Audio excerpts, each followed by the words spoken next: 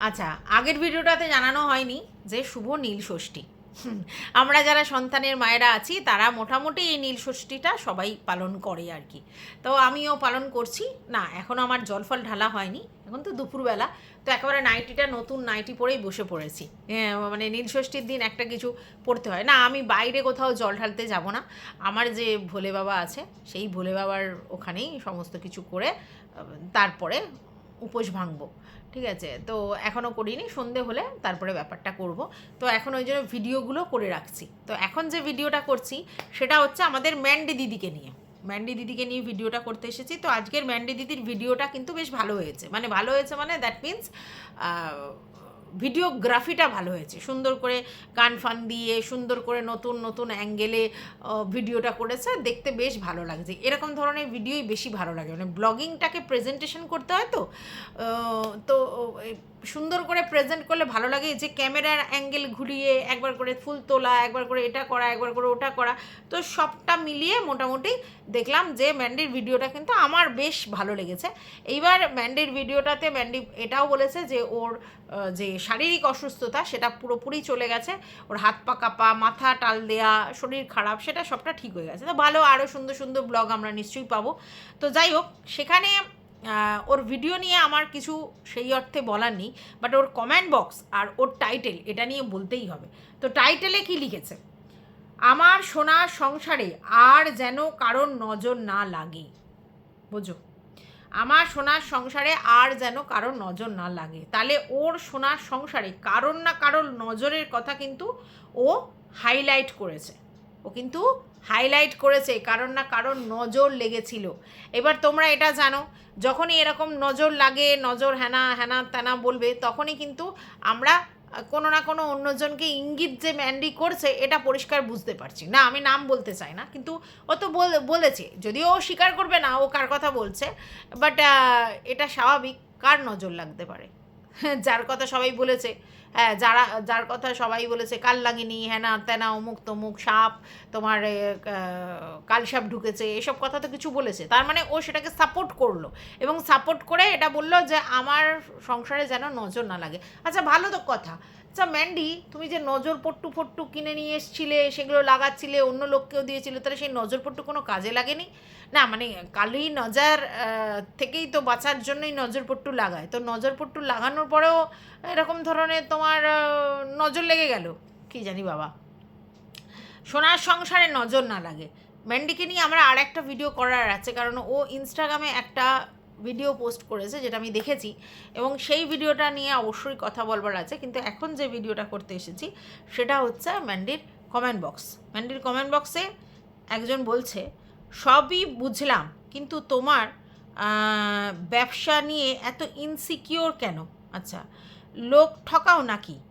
তোমার সম্পর্ককে রিভিউ অবশ্য তাই বলছে, তোমার সম্পর্কের রিভিউ অবশ্য তাই বলে, লোক ঠকিয়ে 2 নম্বরই ব্যবসা করে বেশি দিন চলতে পারবে না।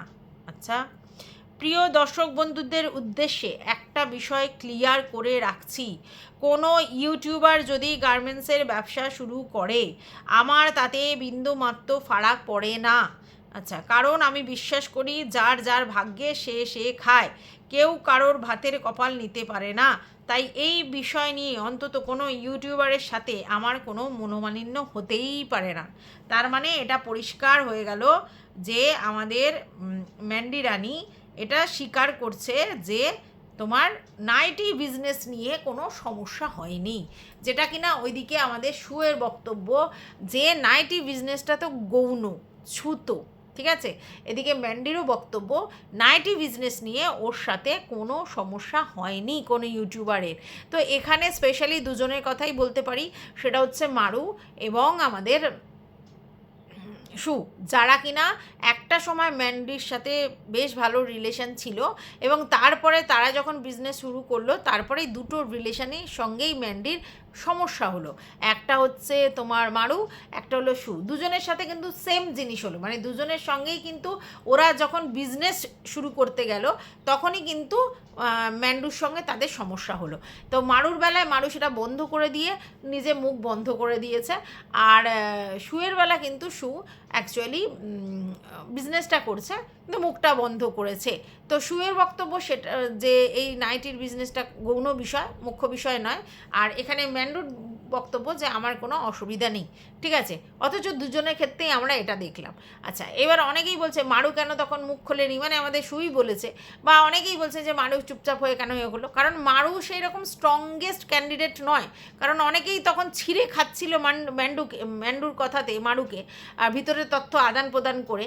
আর দ্বিতীয় কথা হচ্ছে মারু এটা বুঝেছিল যে ম্যান্ডির সঙ্গে আমি এখন এইভাবে লড়তে পারবো না, এবং কন্ট্রোভার্সিটা পুরোটাই আমার এগেনস্টে চলে যাবে, আমার বিএফে কেউ সেরকম একটা ভিডিও করবে না, এবং তাতে আমি মানসিকভাবে বিপর্যস্ত হব। তার জন্যই মারু ব্যাপারটা থেকে বেরিয়ে গেছে, কারণ মারু কিন্তু কন্ট্রোভার্সিটা নিতে পারছিল না, আগেও নিতে পারেনি, পরেও নিতে পারছিল না, এবং তার জন্যই না ও সুকে বলেছিল সব কন্ট্রোভার্সি ক্রিয়েটাররা আমার এগেনস্টে ভিডিও করছে, হ্যাঁ না ত্যানা এসব বলেছিল। তার মানে কি মারু কিন্তু কন্ট্রোভার্সিটা নিতে পারছিল না। এবং সত্যি কথা বলতে তখন যদি মারু বনাম ম্যান্ডি হতো, বেশিরভাগ লোক ম্যান্ডির সাপোর্টে থাকতো, মারুর দিকে কম থাকতো, আর সেটা মারুর জন্য খুবই প্রবলেম হতো, কারণ মারু নিতে পারে না। আর কারণ অনেকেই দেখেছে যে মারু মানে চ্যানেল ম্যান্ডির জন্য গ্রো হয়েছে, মারুর জিনিসপত্র ম্যান্ডির থ্রুতে এসছে, যত জিনিসপত্র ওর ঘরদোরে সাজানো হয়েছে সব ভিউয়ার্সরা ম্যান্ডির ভিউয়ার্স, তো সেক্ষেত্রে বুঝতেই পারছো সবাই ওকেই বেইমান বলতো। তো ওই জন্য মারু মুখ খোলেনি, চুপ করে গেছিলো, কারণ মারুর কথা শোনবার মতো কেউ ছিল না তখন, ঠিক আছে। কিন্তু ভগবান তো উপরে আছে, শুনেছে নিশ্চয়ই। এইবার শুয়ের ক্ষেত্রে সেম জিনিসটা হলো। শুও যখন এই ব্যবসাটা শুরু করলো অনলাইনে গয়নার, তখন কিন্তু সবাই এসে চাকাচাক তাদের অ্যাড দেয়া, তাদের গয়না নিয়েছে, খুব সুন্দর গয়না, হ্যানা ত্যানা অমুক তমুক। তারপরে যখন অফলাইনে দোকানটা কিনলো তখনও পর্যন্ত কোনো অসুবিধা নেই, দিন মানে ঠিকই চলছিল। দেন যখন ওই নাইটির ব্যাপারটা হলো এবং সেটা লাইভ করা হলো এবং সেটা নিয়ে অনলাইনে এলো, তখনই কিন্তু ঝামেলার আউটবাস্টটা হলো। তার মানে ভিতরে যাই থাক, এটা গৌণ মুখ্য বিষয় না হলেও এটাই আউটবাস্ট হওয়ার জন্য জিনিস ছিল। তাহলে এইবার যদি এখন ম্যান্ডু বলে যে কোনো ইউটিউবারে কোনো ব্যবসার সঙ্গে আমার কোনো ব্যাপার নেই, তাহলে কথাটা কতটা সত্যি এটা নিয়ে তো যথেষ্ট মানে ব্যাপার আছে। যে তোমার যখন কোনো ব্যবসায় নেই, কোনো কিছু ফারাকই পড়ে না, যে যার ভাগ্যে খায়, তাহলে এরকম হচ্ছে কেন? কোথাও না কোথাও ম্যান্ডিতে অবশ্যই ইনসিকিওর, এটা তো বাস্তব, ঠিক আছে। যাই হোক, এখন ম্যান্ডির তোমরা দেখছো কিনা জানি না, আমি ওর দিন কতক নাইটি দেখেছি, তাতে বোঝা যাচ্ছে যে ম্যান্ডির কোয়ালিটি বেটার দেওয়ার চেষ্টা করছে ফার্স্ট।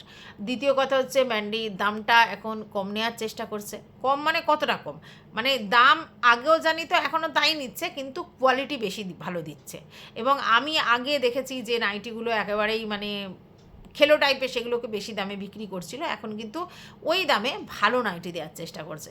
এতে বোঝা যাচ্ছে যে ম্যান্ডি কিন্তু এই কম্পিটিশানে মানে এগোনোর চেষ্টা করছে, এবং তার জন্য কিন্তু সেই লেভেলে হার্ড অ্যান্ড সোল চেষ্টা করছে। আর এটা কিন্তু আমাদের ভিউয়ার্সদের জন্য সবসময় ভালো, মানে ভিউয়ার্সরা সব জায়গায় দেখে শুনে বুঝে গুজে নেবে। তো সেখান থেকে যদি এরকম কম্পিটিশানে ম্যান্ডু নিজেকে পরিবর্তিত করে এবং দামটা রিজনেবল রাখে এবং প্রকাশ্যে রাখে, তাহলে সেটা আমাদের জন্য বেটার, মানে যারা নিতে চায় তাদের জন্য বেটার। তো ভিউয়ার্সরা তো সবসময় চাই যে বেটার জিনিসটা আমরা নেব। তো যাই হোক, এবারে এরা বলছে ব্যাপারটা গৌণ বিষয়, মুখ্য বিষয় নয়, কেউ বলছে এটা কোনো ব্যাপারই নয়, তাহলে অথচ কিন্তু আমরা দেখলাম এরপরই ব্যাপারটা হলো। তাহলে এটা গৌণ বিষয় নয়, এই মুখ্য বিষয় নয়, গৌণ বিষয়, এটা বিষয় নয়, কিন্তু এটা বিষয়, এটা কিন্তু বাস্তব। তো চলো, welcome back to my channel. আশা করছি তোমরা সবাই খুব ভালো আছো, আর আমিও খুব ভালো আছি নতুন একটা ভিডিওর সাথে। আমি রুনার লাইফস্টাইল থেকে। আচ্ছা, একজন লিখেছে, ম্যান্ডি তুমি শুধু নজর লেগেছে এরকম বলো, ভিউয়ার্সদের অপমান করছো মনে হচ্ছে। ভিউয়ার্সরা নজর দেয় এরকম বলো না, সব সময় একদিন কিন্তু সত্যি নজর লেগে যাবে। কেউ খুব হার্ট হলাম, ভালো থেকো, একজন লিখেছে, ঠিক আছে। তো তাকে লিখেছে, পাগলি তোমাদের জন্য আমি হাসি মুখে থাকি, তোমরা কেন নজর দেবে? তার মানে ও যে ভিউয়ার্সদের বলেনি এটা ক্লিয়ার, তাহলে ও কাকে বলছে? কাকে বলছে ম্যান্ডি, কাকে বলছে? যদি ভিউয়ার্সদের নজর না লাগে এটা বলে, তাহলে কার নজর লেগেছে বলছে? তাহলে আবার প্রমাণ করে দিল ও, যাকে লোকে কালসর্প বলছে, যার কথা বারবার ওকে হাইলাইট করছে, বা আমাদের বং যে কথাটা বলেছিল ওকে, ও সব কথাগুলোকে অ্যাকচুয়ালি মানছে এবং অ্যাপ্রিসিয়েট করছে, তার মানে ও সেটা মানে, তাই জন্যই সহমত হয়েছিল, তাই জন্যই ভালোবাসা নিয়েও বোন বলেছিল, আর তার জন্যই এটা পরিষ্কার যে ওটা মানছে, মানছে বলেই এই জন্য বলছে ভিউয়ার্সদের বলিনি। তাহলে কে তোমার নজর দিচ্ছে, কার নজর দেওয়ার কথা বলছে? তাহলে বুঝতে পারছো কিরমভাবে কন্ট্রোভার্সিটা করছে বা ছুটছে, পরিষ্কার বুঝতে পেরেছো? তো তোমরা এই যে অনেকে বলছে যে স্যান্ডি আর গোল্ডি দিদি এরা দুজন মানে সুখে সহ্য করতে পারে না, ম্যান্ডি কনসার্ট সহ্য করতে পারে। ম্যান্ডি প্রথম থেকেই তো এটা আমরা জানতাম যে ম্যান্ডি কী করেছে। দেখো, ম্যান্ডি আমাদের মতো কন্ট্রোভার্সি ক্রিয়েটারদেরকে সবাইকে দিয়ে ঝাড়ন খাওয়ানোর চেষ্টা করেছে। সেটা হচ্ছে সুকে দিয়ে যারা ম্যান্ডির এগেনস্টে কন্ট্রোভার্সি করে তাদের ঝাড়িয়েছে, আবার ভিউয়ার্সরা হ্যাঁ যেসব জিনিসগুলো বলেছে তাতে লাভ রিয়াক্ট দিয়ে সুকে ঝাড়ন খাওয়ানোর জন্য আমাদের মতো কন্ট্রোভার্সি ক্রিয়েটারদেরকে ইউজ করেছে। অতএব ম্যান্ডি অ্যাকচুয়ালি সমস্ত কন্ট্রোভার্সি ক্রিয়েটারকে ঝাড়ন দেওয়ার ব্যবস্থা করেছে, সুকেও তার বাইরে রাখেনি। তাই যারা বলছো স্যান্ডি খুব স্মার্ট, গোল্ডি দিদি খুব স্মার্ট, এরা কখনোই পছন্দ করে না সুকে, কথাটা ঠিকই যে স্যান্ডি কখনোই পছন্দ করে না, শুধুমাত্র ম্যান্ডির জন্য ব্যাপারটাকে অ্যাকসেপ্ট করেছিল। আর ম্যান্ডির জন্য অ্যাকসেপ্ট করেছিল মানে ম্যান্ডি ভালোবাসে বলে অ্যাকসেপ্ট করেছিল না, ম্যান্ডি এটা বুঝিয়েছিল যে আমার প্রয়োজন এখন এগুলো করার, তবে তো এটা হবে। তো স্যান্ডি সেই কথাটা বুঝেছিল, শুনেছিল, আর গোল্ডি দিদিকেও বুঝিয়েছিল। তো মেন খিলাড়ি আমাদের ম্যান্ডি দিদি, এটা অস্বীকার করার কোনো জায়গা নেই। আর ম্যান্ডি দিদিকে যে সুকে এরকম লোকের কাছ থেকে ঝাড় খাওয়ানোর জন্য যে সদা তৎপর ছিল, এটা পরিষ্কার। ও সামনাসামনি যাই করুক, ওই যে কন্ট্রোভার্সি ক্রিয়েটাররা সুকে নিয়ে ভিডিও করছিল বা বলছিল, সেটা ম্যান্ডি ভাল লাগছিল। আবার ম্যান্ডি কী করেছিল, সুকে এমনভাবে কাজে লাগিয়েছিল, যারাই ম্যান্ডির এগেনস্টে ভিডিও করছিল সু মনে করছিল যে এদেরকে বলার দরকার, তাদেরকে বলছিল। যেমন দেবশ্রীদিকেতেও যেরকম পারে সেরকম বলছিল। কেন? কারণ দেবশ্রীদি ম্যান্ডিকে নিয়ে ভিডিও করছিল, কিছু বলছিল, সঙ্গে সঙ্গে কিন্তু ম্যান্ডির হয়ে ভিডিও করতে যাচ্ছিল শো। না, আমি আমাদের কথা বলছি না, আমরা তো ওরকমভাবে যোগাযোগও করিনি আর ওরকমভাবে ভিডিও করিনি, কিন্তু একটা সময় তো দেবশ্রীদিকে কাজে লাগিয়েছিল ম্যান্ডি এবং তার গ্রুপ, এটা তো বাস্তব। মারুর এগেনস্টে দেবশ্রীদিকে আলবাত ম্যান্ডি কাজে লাগিয়েছিল। দেবশ্রীদি এখন আমি জানি না স্বীকার করবে কি করবে না, এবং দেবশ্রীদিকে ভায়া মিডিয়া কাজে লাগিয়েছিল। এবার তারপরে যখন সু এলো তখন দেবশ্রীদিকে টুক করে সরিয়ে দিয়ে সুকে কাজে লাগিয়ে দিল, ঠিক আছে, কারণ বেটার, মানে দেবশ্রীদি তো সেইভাবে বলতে পারবে না, সেই বোল্ডলি যেটা সু বলতে পারবে, তাহলে সু বেটার, ঠিক আছে। এবার সুকে কাজে লাগিয়ে যখন মারুকে বলার ব্যাপারটা হচ্ছিল তখন বেশ মজা নিচ্ছিল। এবার সুয়ের এগেনস্টেও মারুকে নিয়ে সবাই মানে ভালো ভিডিও করছিল। এবারে সেটাতেও মানে ম্যান্ডি আবার কি করছিল যে আচ্ছা ঠিক আছে তাহলে এইভাবে ঝাড় দিতে হবে। তারপরে দেবশ্রীদিকে নিয়ে তো মানে দেবশ্রীদি ওই গোল্ডি দিদিকে নিয়ে একটা কি বলেনি বলে কোনো একটা প্রতিবাদ করেনি বলে দেবশ্রীদিকেও সেরকম মধুম সু বলেছিল। তো এরা এটা মজা নিচ্ছিল, কারবারটাতে মজা নিচ্ছিল, মানে শুভ যে এইসব কন্ট্রোভার্সি ক্রিয়েটারকে ঝাড়ছিল যারা একসময় ম্যান্ডি দিদি বা গোল্ডি দিদির সঙ্গে কিছু একটা ব্যাপার করেছিল, তা সেটা দেখে ও র্যালিশ করছিল ম্যান্ডি, ঠিক আছে। তো শুভকার মতো মানে ভাবছিল আমি বেশ করেছি, একদম বোনের হয়ে একদম সেই লেভেলে নেমে পড়েছিল দেবশ্রীদিকে ঝাড়তে, একে ঝাড়তে, তাকে ঝাড়তে। না, অবশ্যই সেটা কন্টেন্টের জন্য, তবু করছিল। এইবার ম্যান্ডি মজা দেখছিল, তো ম্যান্ডি স্যান্ডিকে এবং গোল্ডি দিদিকে পরিষ্কার বুঝিয়ে দিয়েছে যে দেখো খেলা হবে, একে কতখানি কাজে লাগানো যায় সেটুকুনি কাজে লাগাবো মারুর এগেনস্টে এবং যেসব কন্ট্রোভার্সি ক্রিয়েটাররা এইগুলো বলবে তাদের এগেনস্টে। এবং ম্যান্ডি তো সাকসেস, মারুর ভিউজটা একেবারে পড়ে গেছে, ম্যান্ডি সাকসেস। কারণ ম্যান্ডি নিতে পারছিল না যে মারু ওর থেকে এগিয়ে যাচ্ছে বা ওর থেকে এগিয়ে মানে ওকে পছন্দ করছে লোকেরা, সবসময় মারু করছিল। এই যে মারু কন্টেন্টটাকে পিছনে ফেলবার জন্যই তো ম্যান্ডি এই ব্যাপারটা করেছিল, আর সেটা তো হয়েওছে। না শুধু যে এরা করেছে বলে হয়েছে তা নয়, মারুরও কিছু গাফিলতি আছে, কারণ মারু সেভাবে প্রেজেন্ট করতে পারছিল না কন্টেন্ট, এবং মানসিকভাবে ও মানে ঠিক জায়গায় ছিল না বা ওর মানে অসুবিধা হচ্ছিল, ওই জন্য সে কন্টেন্ট থেকে পিছিয়ে যাচ্ছিল এবং সেই অ্যাক্টিভনেসটা মারুর মধ্যেও দেখা যাচ্ছিল না। কিন্তু অনেকাংশে দায়ী এরা, এবং সেক্ষেত্রে ম্যান্ডি এটাই চেয়েছিল যে মারু যেন ওইভাবে কন্টেন্টে ওর থেকে এগিয়ে না যায়, সেটা একটা মানে ওর জন্য ঈর্ষার কারণ হচ্ছিল। এবার তোমরা বলবে না না ওরকম করে, দেখো পড়াশোনার মধ্যে আর যে কোনো জায়গায় যখন কম্পিটিশান থাকে না, এখানে তো ব্লগিংটাও এদের কাছে কম্পিটিশান তো থাকে না, তখন ওই পিছনের লোকটাকে বিট করবার জন্য প্রচুর চেষ্টা করে যে ফার্স্ট হয় সে। তো ম্যান্ডির এইরকম ফাস্ট হয়ে অভ্যেস আছে, হ্যাঁ, সেখানে মারু ওকে বিট করে চলে যাচ্ছে, সেটা ও নিতে পারেনি, আর তার জন্যই এত কিছু গেম খেলেছে। প্রথম দেবশ্রীদিকে দিয়ে কাজে লাগিয়েছে, দেবশ্রীদি প্রথমেই মারুকে নিয়ে ভিডিও করছিল এবং সেটাখানেই ইন্ধন জুগিয়েছে, দেবশ্রীদিও কন্টেন্ট পেয়েছে, সেগুলো নিয়ে কাজ করেছে। এইবার দেবশ্রীদি যেই ম্যান্ডুকে নিয়ে ভিডিও করা শুরু করলো তখনই এসে ঝগড়া করতে শুরু করলো এবং তারপরে সুকে কাজে লাগিয়েছে, কারণ ভালো করেই জানে যে দেবশ্রীদি তো আর সুয়ের মতো করে বলতে পারবে না, তাই জন্য দেবশ্রীদিও আর ব্যাপারটা এ করবে না, বেরিয়ে যাবে ব্যাপারটা থেকে, সেই জন্য দেবশ্রীদিকে কাজে লাগিয়েছে, এই সুকে কাজে লাগিয়েছে।